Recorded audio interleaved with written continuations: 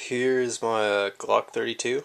I just thought I'd do a demo of this. It's the main gun that I got for like an actual practical purpose, you know, for carry and just whatever else. Because I mean, I have a lot of, my two bigger guns are both, you know, somewhat impractical for concealed carry. I mean, they're pretty big sized guns, and just the caliber is just a little much for most things. So this is a little more reasonable. It's a 357 SIG. They all come with these Glock cases. It's pretty much what you're going to get in your basic Glock when you go buy one. Of course that's not going to be loaded, but it's your 357 SIG magazines, 13 rounds. As far as I know, you can actually use these for the 40 Smith & Wesson if you decide to convert it over, so one less thing you have to buy. You'll already have magazines. I mean, all you have to get is a barrel. So you got this mag loader. It's kind of nice. Helps you get a last couple rounds in there. I mean, it's double stacked, so I mean the last couple rounds are kind of hard to get in. So having that's kind of helpful. You got your cleaning brush, all your safety information. These are the spent shell casings that come with it, just in case you have to register your gun, you know. But I don't have to do that here, so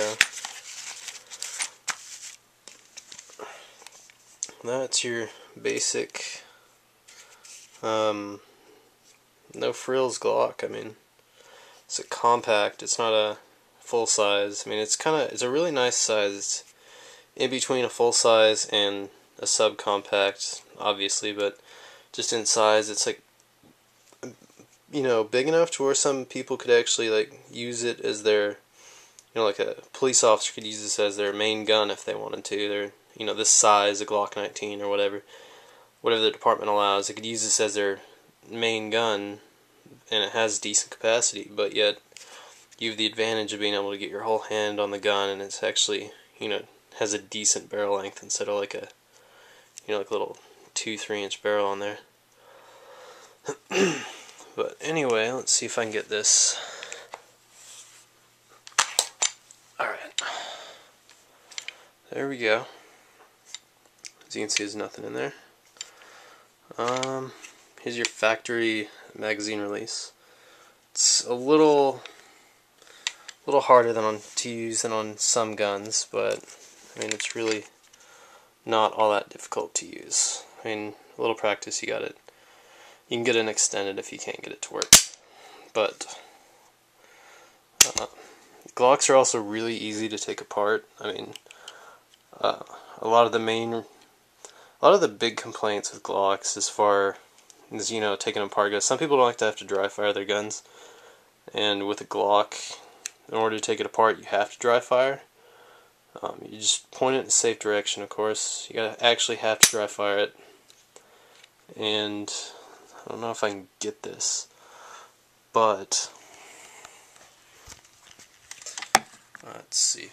You actually have to pull it back until you can feel it click, and then there's this little catch. You're going to pull it down on both sides, and the barrel should just slide off the front. And there you have your basic frame, and that's your whole slide. And I mean, basically, if you want to change out your barrel, I'll just put this back down. All you do is pop this spring off here, and I mean, there's a notch there that it's in. You just pop that spring off, the barrel should pull right out, and you just, if you want to shoot 40 Smith & Wesson, all you do is pop that off, pull the barrel right out, and switch it, and you're good to go. And as far as putting it back together, all you do, I mean, when you take it apart to clean it, you're just going to put a drop of oil on each of those 4 main points right there.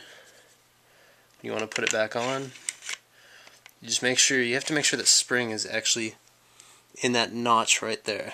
You're going to put it back on, then you're just going to pull it, rack it back, and you're good to go. And it's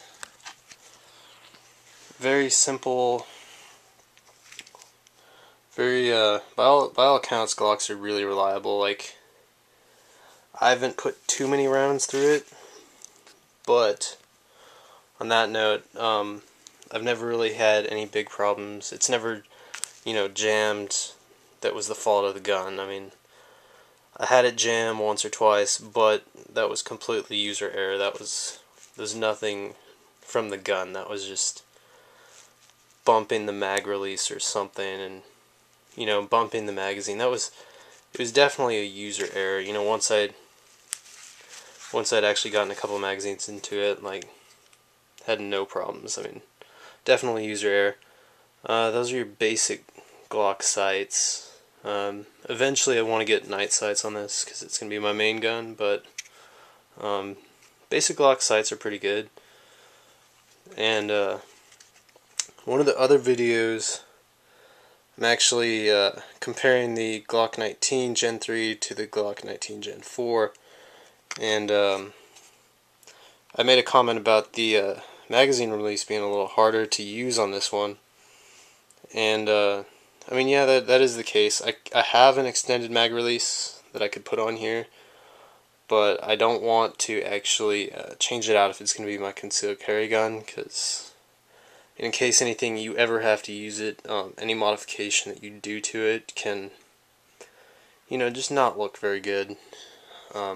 Basically, I'm just going to try to say that you're in that case looking for a gunfight or something if you modify your gun at all. So definitely say it's probably a better idea to just leave your gun stock. So at least that's what I heard, so that's what I'm doing.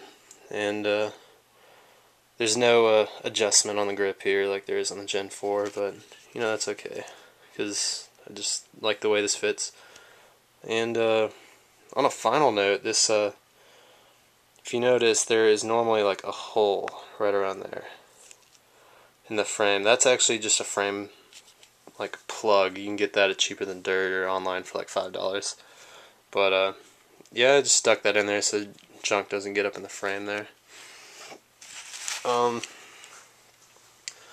As far as here's another magazine. These are, as I said, like $30 at Cheaper Than Dirt. So the new ones are new Glock 30s, or the new Glock Gen 4s come with 3 mags. So, but they're a little more expensive from what I remember. So basically, you're paying to get this extra mag, it seems like.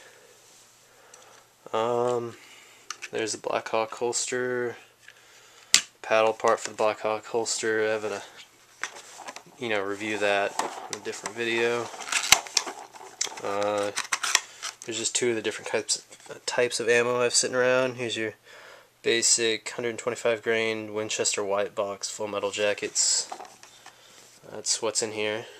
These are pretty, just range ammo. And let's see what's in here. These are 125 grain jacketed hollow points. So I've kind of been saving those, since I usually just use this white box stuff, but probably shoot some of those this time, see how those work out. But yeah, I've shot it once, put 300 rounds through it, something like that.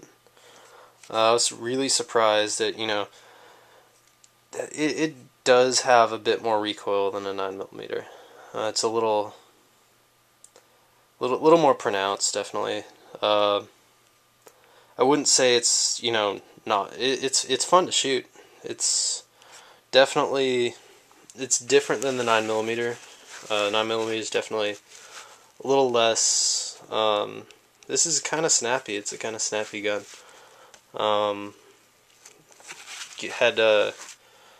My mom actually went shooting last time, and she took one shot with this and said she did not like it because it hurt her hand. It's not, she'd rather shoot the revolver, a .357 Magnum revolver, than this. I didn't really mind. But it is surprising that this could have a comparable recoil. Like, it's got a pretty decent recoil, but it definitely packs a punch for a little gun. And I mean, all in all, it's a pretty good deal. So if you have 500 or 600, then go get a Glock 32.